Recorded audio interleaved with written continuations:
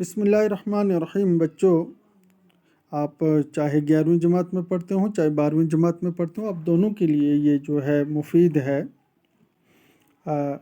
देखिए, हम गज़ल लिखते हैं, गज़ल की हैयत जो है उसका जानना ज़रूरी है। अब उसमें से कुछ इस्तिलाहात हैं जिनको आपने समझना ज़रूरी है। जैसे आप काफ़िए का नाम सुनते हैं, तो उर्दू शायरी में काफ़िया से मुराद शेर के आखिर में आने वाले हम आवाज़ अल्फाज हैं। याद रखिए, काफ़िया शेर के साथ साथ बदलता रहता है और रदीफ़ काफ़िया के भी बाद आता है और वो तमाम मिसरों में यकसा रहता है। काफ़िए की मिसालें: हस्ती अपनी हबाब की सी है, ये नुमाइश शराब की सी है। तो बच्चों, आप देख रहे हैं यहाँ पे हबाब और शराब, ये काफ़िया है। हबाब के माने पानी का बुलबुला हैं और शराब के माने जो हैं वो रेगिस्तान में ऐसी जगह जो रेत हो और दूर से इंसान को लगे कि यहाँ पानी है, लेकिन जब करीब पहुँचे तो पानी ना हो। अब कबाब, शराब जो हैं इसके काफ़िए बनेंगे। इसी तरह बच्चों, रदीफ़ है, तो रदीफ़ के लग़वी माने हैं घुड़सवार के पीछे बैठने वाला। शेरी इस्तिलाह में रदीफ़ से मुराद वो लफ्ज़ या अल्फाज का मजमूआ है जो काफ़िए के बाद मुकर्रर आए। मुकर्रर का मतलब बार बार और बिल्कुल यकसा हों। रदीफ़ का हर मिसरे में होना लाजमी नहीं है। आम तौर पर यह गज़ल के अशार में मिसरा सानी में दोहराए जाते हैं। मिसाल के तौर पर, जज्बाए शौक़ किधर को लिए जाता है मुझे, पर्दाए राज से क्या तुमने पुकारा है मुझे।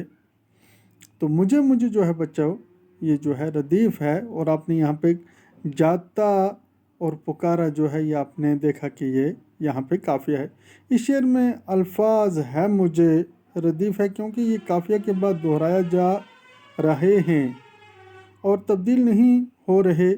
जाता और पुकारा काफ़ियों और इनमें आखिरी असली हरफ अलफ हरफ रवी है। तो अब बच्चों, आपने जब काफ़िए का पढ़ लिया और रदीफ़ का पढ़ लिया, तो अब आपने मतला को पढ़ना है कि मतला क्या है या हुस्न मतला क्या है। किसी भी गज़ल का, यानी शायरी का, चाहे नज़म हो या कसीदा हो, मरसिया हो, किसी भी गज़ल का शायरी में पहले शेर को मतला या हुस्न मतला कहते हैं, जिसको दोनों मिसरे हम काफ़ी और हम रदीफ़ होते हैं। यहाँ पे हमने पढ़ा है कि गज़ल के पहले शेर को मतला कहते हैं। चलो पहले ये पढ़ते हैं। मतला की लग़वी मतलब तो तुलू होने की जगह और अमूम में इससे मुराद सूरज के तुलू होने की जगह को लिया जाता है, यानी मशरक़ या पूरब को कहा जाता है। अलबत्ता इस्लाही शायरी में इससे मुराद किसी नज़म, गज़ल या कसीदे का वो इब्तिदाई शेर होता है जिसके दोनों मिसरे हम काफ़िया हों और हम रदीफ़ भी। यहाँ पे ये ज़रूरी है। गज़ल में हम रदीफ़ भी होंगे और हम काफ़िया भी होंगे, लेकिन नज़म में सिर्फ काफ़िया होता है। कभी कभी रदीफ़ भी होता है लेकिन काफ़िया होता है। अच्छा जी बच्चों, अब आपने ये पढ़ लिया, तो मतला और हुस्न मतला में थोड़ा सा फ़र्क कर लीजिए। मतला पहला शेर होता है जिसके दोनों मिसरे जो हैं आपस में हम काफ़िया और हम रदीफ़ होते हैं, और हुस्न मतला उसके बाद भी अगर यही यानी कि जो शेर होगा, दूसरा शेर, उसके पहले मिसरे में भी काफ़िया और रदीफ़ और दूसरे मिसरे में भी काफ़िया और रदीफ़ हो, यानी दूसरा शेर भी हम काफ़िया और हम रदीफ़ हो, तो बच्चों इसे हुस्न मतला कहते हैं।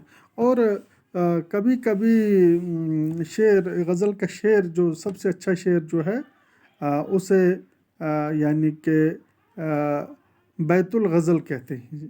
तो हुस्न मतला, यहाँ पे एक और बात भी है कि अगर 2-3 मतले हों तो उसमें जो सबसे अच्छा शेर होगा उसे हुस्न मतला कहा जाएगा।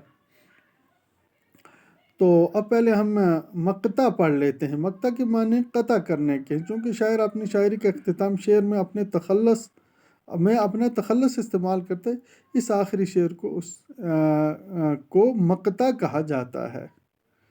तो तखल्लुस क्या है? वो कलमी मुख्तसर नाम जो शायर या अदीब अपने असल नाम के بجائے رکھ لیتے ہیں۔ وہ شاعرانہ نام جو عموماً مختصر ہوتا ہے اور شاعر اس کا استعمال شعر میں کرتا ہے، اس کی ابتدا ایرانی شعراء نے رکھی اور ایران سے ہی اردو میں داخل ہوئی۔ مثلا الطاف حسین کا تخلص حالی، مرزا اسد اللہ خان کا تخلص غالب ہے، اور اقبال نے اپنا تخلص جو ہے وہ اقبالی استعمال کیا ہے۔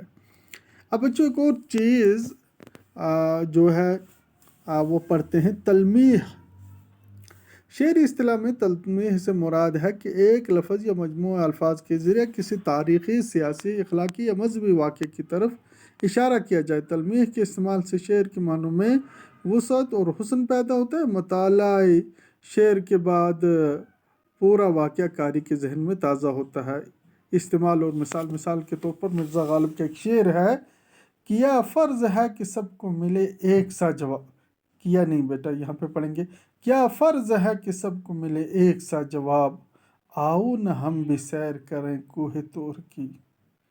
تو آپ کو معلوم ہے شعر میں اس واقعے کی طرف اشارہ ہے جب حضرت موسیٰ علیہ السلام نے کوہ طور پر چڑھ کر اللہ تعالیٰ کو دیکھنے کی خواہش کی تھی۔ اس خواہش کے جواب میں اللہ تعالیٰ نے تجلی ظاہر کی، جس کی تاب نہ لاتے ہوئے آپ علیہ السلام بے ہوش ہو گئے اور کوہ طور جل کر سیاہ ہو گیا۔ اس شعر میں اس واقعے کی طرف اشارہ ہے جو حضرت موسیٰ علیہ السلام نے کوہ طور پر چڑھ کر اللہ تعالیٰ کو دیکھنے کی خواہش ظاہر کی تھی تو جل گیا تھا۔ ایک اور مثال، بے خطر کود پڑا آتش نمرود میں عشق، عقل ہے محو تماشائی لب بام ابھی۔ میرا بالا شعر میں حضرت ابراہیم علیہ السلام کا واقعہ بیان کیا گیا ہے۔ بادشاہ نمرود آپ علیہ السلام کو آگ میں جلا دینے کی دھمکی دیتا ہے اور کہتا ہے کہ میرے آگے سجدہ کرو۔ حضرت ابراہیم علیہ السلام غیر اللہ کے سامنے سجدہ کرنے کے بجائے آگ میں کود پڑتے ہیں اور یہ آگ آپ علیہ السلام کے لیے گلشن بن جاتی ہے۔ تو اب آپ نے 4 چیزیں جو ہیں وہ پڑھی، قافیہ 1، ردیف 2، مطلع 3، حسن مطلع 4، بلکہ